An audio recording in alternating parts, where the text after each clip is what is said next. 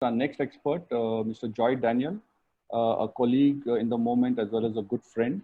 And Joy's logo in life is a mission in life. There is joy in development, and he comes with a very varied, more than a decade's experience working with international development agencies.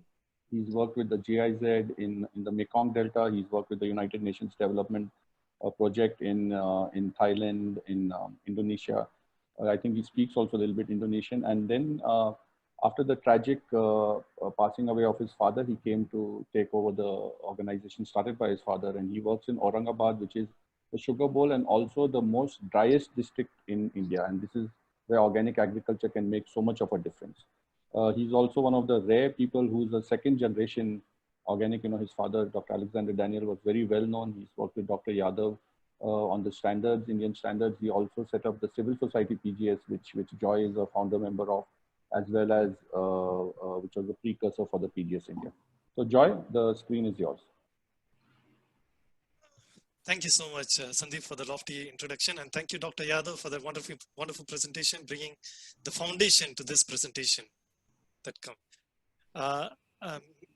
Yeah, thank you. Thank you, Ravi. Yeah.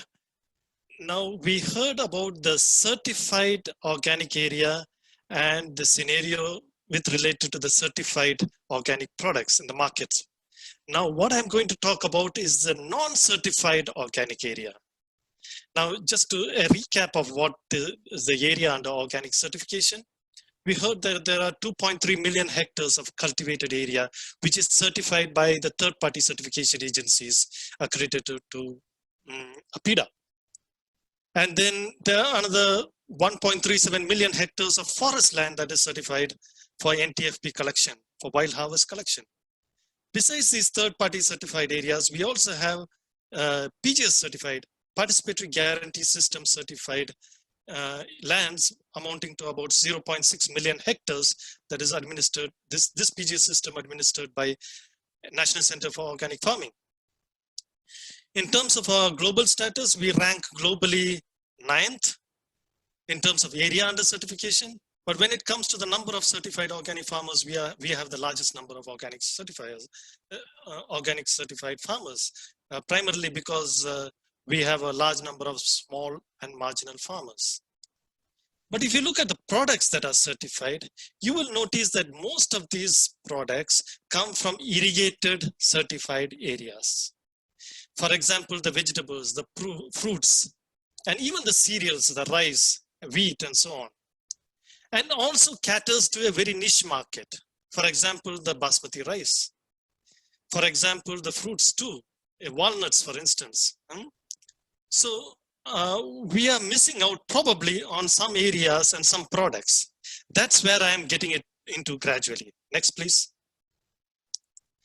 So when we think about agriculture in India, generally this scene comes to our land. Vast areas of land, generally with wheat or rice or some kind of staple crops.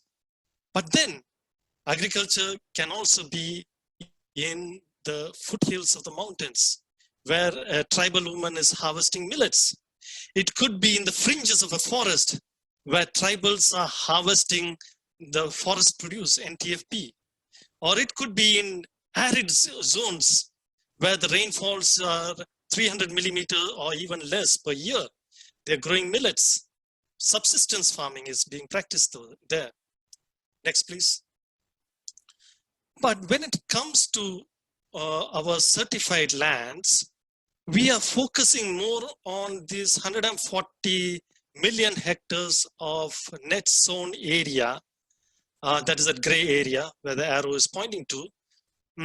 And a fraction of that is certified as organic. And a fraction of this forest, 70 million hectares of forest, is certified as organic. But there is scope for much more. Next, please. We have this permanent grazing land. And we also have these groves, the sacred groves, and small forest areas where where trees of not much commercial importance is grown.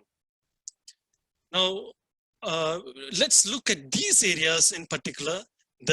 Even within the irrigated area, the sown area, what is the net irrigated area and arid area. In the forest, how much are we covering?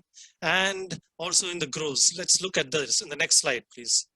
So we have about 140 million hectares of land, a cultivated area. In that, in the whole country, we have 67 million hectares as irrigated area. Some form of irrigation, in we get the majority of the certified organic produce. But then we have a rainfed area of 72 million hectares. And within this 72 million hectares, we have 32 million hectares in hot, arid zones where the rainfall is far less than 300 millimeter. The deserts of Rajasthan, the Kutch area of Gujarat, then there are some arid areas in Andhra Pradesh and Karnataka.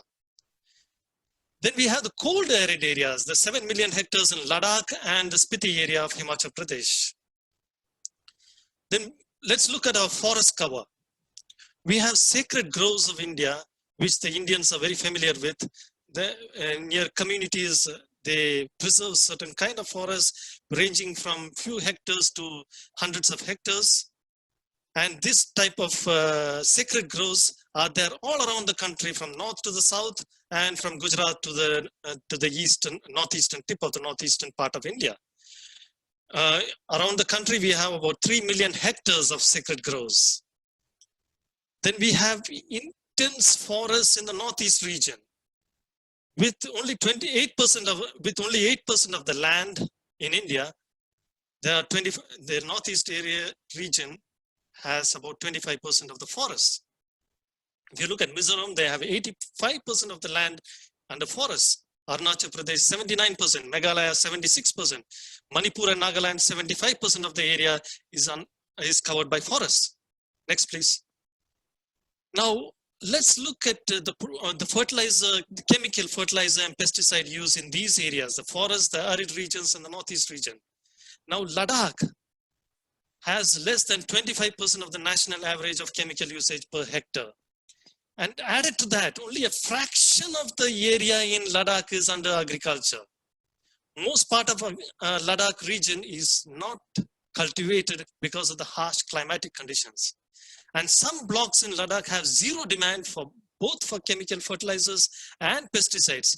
Even when chemical pesticides are used, it is a fraction of the usage elsewhere. It's just 96 milligram per hectare.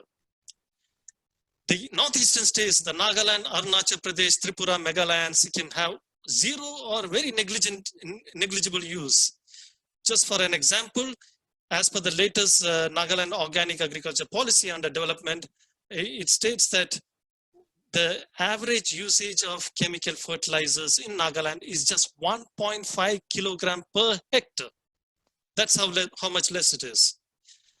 Then in the arid regions, it's also less than the national average. It's 1/3 of the national average in the hot arid regions. And there's zero use of chemicals in the forest regions. 70 million hectares of forests we have in our country, and there's zero use of chemical fertilizers or pesticides there. So this presents for us an opportunity for organic certification. Now, if you look at that, we have about 30 million hectares of arid lands. Hot arid lands where the chemical fertilizer and pesticide usage is 1/3 or even less than the national average. Then we have 3 million hectares of sacred groves which can be certified as organic. It is all over the country having various kinds of NTFP produce. Then we have 25 million hectares. Remember, we have about 70 million hectares of forests around the country. If you bar the national parks and the reserved forests, we still have 25 million hectares of land. And there are estimates that say that nearly 40 to 100 million people are dependent on NTFP from these forests. Then we have another estimated 1.2 million hectares of farms in this northeastern region, which could easily be considered as organic, considering that most of these farms have very less usage, and they have been practicing traditional farming, organic farming since centuries. Now, if these areas, of the hot arid regions, the fringes of the forest, the groves, and the northeast regions are brought in the ambit of certified organic products, then we bring in a wide array of products into the niche market, both in the domestic and in the export markets. For instance, we have the seabuckthorn of Ladakh, which is economically important. It has great medicinal potentials. Then we have the large cardamom, which is predominant in Sikkim area. Then we have orange, ginger, and turmeric as well from Sikkim area. And remember, Sikkim is 100% organic state. Then we have pineapple and pineapples in Meghalaya and Nagaland. They are bigger, tastier, and organic in nature. And they can surely find niche markets in India and out of the country. Naga chili is considered the hottest chili in the world. And it is 100% organic. It is only grown organic. Soya bean, elsewhere in the world, it's hard to find organically grown soya bean. But in Nagaland, it is organically grown. Organic livestock, for instance, piggery. Piggery is one of the main forms of livelihood for many of the tribals in Nagaland, Mizoram, Meghalaya. They are all managed organic. Poultry is another. Then sticky rice and black rice and red rice is very common in the Northeast region, and they have high demand in the Southeast Asian region and Far East Asian region. Sticky rice is a staple food in those regions. Now they could be available in abundance in organic farm in the Northeast region. They only have to be certified as organic. The same with tea in Nagaland and Tripura. We have smallholders growing tea and also processing tea. Medicinal herbs, which can be from NTFP from forests and sacred groves all around the country. So to sum it up, we have a large potential to bring a large area under the organic scenario, certified scenario. And by doing so, we bring about improved livelihood for the tribals, for the subsistence farmers, and for those whose livelihoods depend on NTFP. Thank you so much. And welcome any questions from all of you. Thank you. Thank you, Joy. Thank you very much for that very, very informative presentation. So my